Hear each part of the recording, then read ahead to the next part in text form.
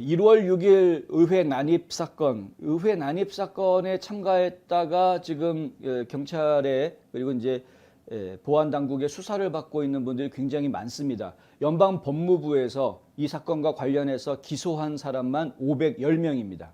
엄청나죠?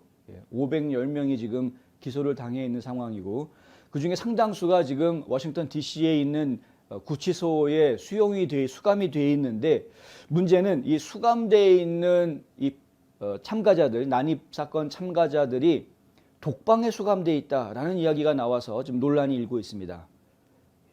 아직 선고를 받지도 않았는데, 그러니까 이것이 유죄다 무죄다 이런 판결 자체가 나오지를 않았는데 어떻게 독방에 수감을 할 수가 있느냐, 이제 이런 이야기가 나오고 있는 것이고요.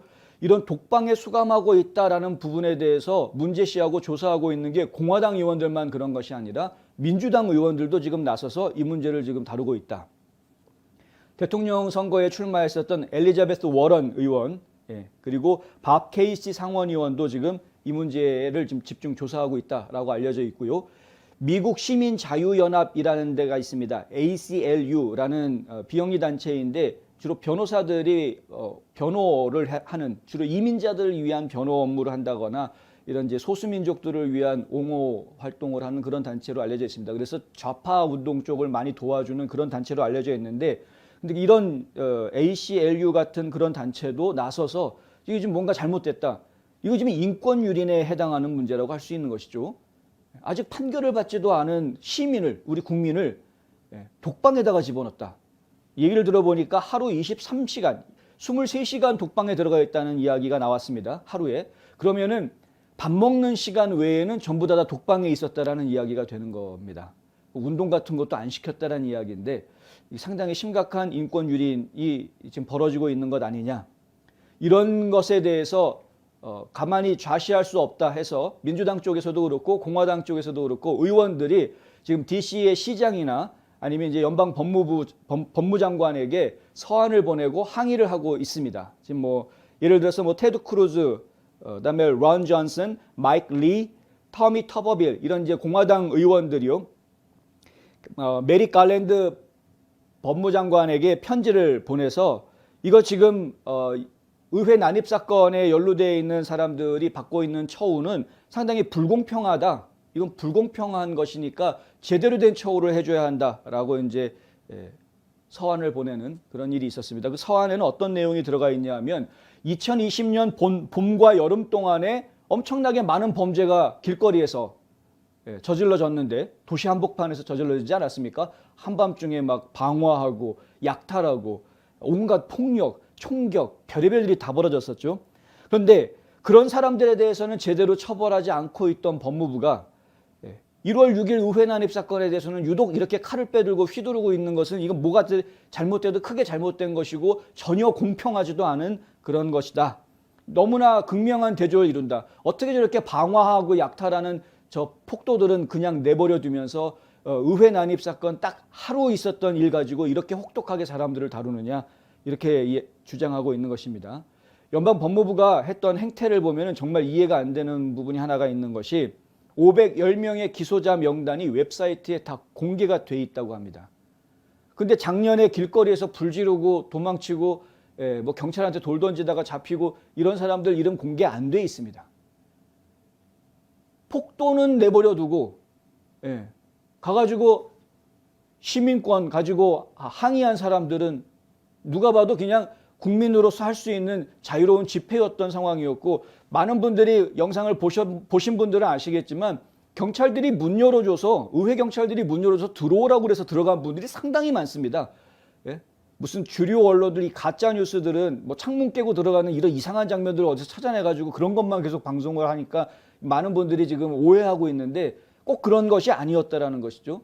그러니까 그 안에는 일부러 침투한 사람들도 있었겠지만 이렇게 자연스럽게 들어오라고 하니까 들어가고, 그 안에서 자기가 이렇게 편안하게 국회의원들한테 내가 하고 싶은 이야기를 할 수 있다라고 생각하고 편안하게 이야기할 수 있었던 사람이 상당히 많이 있었던 것이 사실입니다. 근데 그런 것들을 갖다가 한쪽으로 그냥 전부 다 몰아붙여서 폭도 이렇게 막 몰아붙이니까, 그리고 이거 무슨 뭐 국내 테러리즘 뭐 이런 식으로 이야기를 하고 있으니 이게 참 갑갑한 일일 수밖에 없는 것이죠. 선량한 시민들을 갖다가 테러리스트들로 지금 둔갑을 시켜놓는, 진짜 테러리스트들은 작년 여름 내내 길거리에서 불 지르고 경찰한테 돌 던지고 총 쏘고 난리를 쳤던 진짜 테러리스트들은 밖에 있는데 그들은 건드리지도 않으면서 말입니다. 그러니까 이런 부분에 대해서 지금 공화당 의원들이 화가 나 있는 것이고요. 이제는 민주당 의원들조차도 이거 봐라, 아니 이건 인권유린다, 어떻게 이 사람들 갖다가 이렇게 독방에다가 가둘 생각을 할 수 있느냐, 이렇게 되고 있는 것입니다.